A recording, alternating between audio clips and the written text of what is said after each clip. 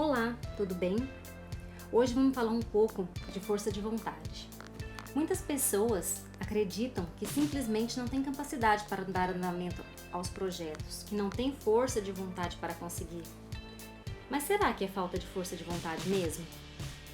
Somos compostos por muito mais do que a mente. Quando avaliamos o ser humano num todo, descobrimos que força de vontade nem sempre é tudo para dar continuidade aos projetos. Quantas vezes você já se determinou a treinar, alimentar-se melhor, organizar sua agenda para que consiga terminar as tarefas com sucesso durante a semana e não conseguiu? Várias vezes, aposto. Mas vamos pensar, somos mente, cérebro e corpo, certo? Então vamos avaliar o seu cérebro e como ele controla as suas decisões. A partir do momento que você entende esse conceito, pode-se criar estratégias para mudar o seu estado de ânimo. Quer saber como isso acontece? Continua aqui comigo.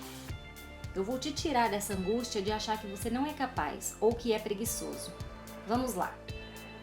Mente e cérebro são coisas distintas.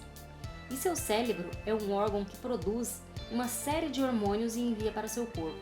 E é esta combinação desses hormônios que será responsável pelo seu estado de ânimo, ou seja, raiva, moleza, mal-estar, euforia, disposição, sono, entre outros.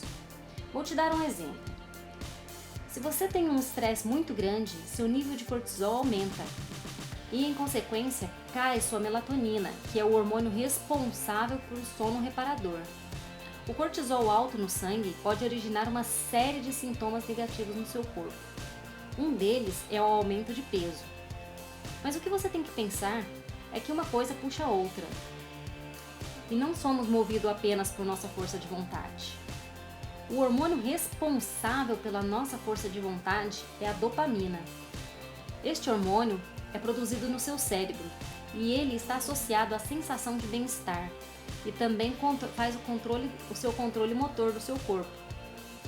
E ele te faz sentir motivada e é ele que te impulsiona a conseguir o que você deseja. Ok, Cris, mas como posso fazer para aumentar a minha dopamina? Você já deve ter ouvido alguém dizer que está viciado em academia, né? Aí você pensa, como assim? Ninguém vicia em atividade física. Mas você está enganado. Porque sim, essa pessoa está mesmo viciada em malhar, correr, nadar, ou seja, qual for a atividade que ela faz. Porque ela recebe doses de dopamina que dão a sensação de bem-estar. Então elas não conseguem ficar sem treinar. E isso acontece da mesma maneira que muitas pessoas que são viciadas em doce ou chocolate. A diferença é que a pessoa optou por um vício que é saudável. Então a minha primeira dica é: pratique atividade física. Quando você pratica alguma atividade física, seu cérebro produz mais doses de dopamina, aumenta seu ânimo, a sensação de bem-estar e faz com que você tenha um dia mais produtivo. Outro erro comum é o planejar perder peso. Suponhamos que a pessoa quer perder 10 quilos, mas ela só consegue pensar em 10 quilos a mais ou 10 quilos a menos. Onde está o erro? Às vezes, a pessoa perde 1, 2, 3 ou até 6 quilos e não comemora. Ela só vai dar estímulo de alegria, aumentando a produção de dopamina quando conseguir perder os 10 quilos. Pensando assim, ela dificulta o processo e desiste do objetivo final simplesmente por não ter dado ao cérebro o estímulo certo para continuar. Então a minha segunda dica é: divida suas metas. Se você está acima do peso e quer perder 10 quilos, crie metas realistas. Perder 1 ou 2 quilos a cada 2 semanas. E comemore sempre quando conseguir atingir essa meta. Assim você passa a ver que pode conseguir de pouco em pouco e seu cérebro produz mais dopamina. Isso vai te deixar cada vez mais empenhado no seu projeto de emagrecimento. Ou seja, você precisa dar ao cérebro a recompensa de comemorar as pequenas vitórias. Treine o seu cérebro para produzir o hormônio certo com hábitos certos.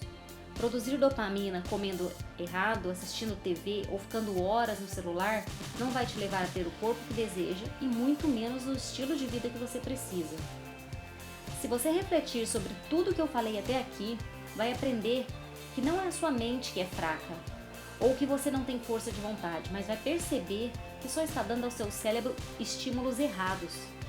Pense nisso e comece a dar a ele estímulos certos, rumo à sua vida mais produtiva e hábitos mais saudáveis. Mude seu ânimo, mude sua história e, consequentemente, o seu corpo.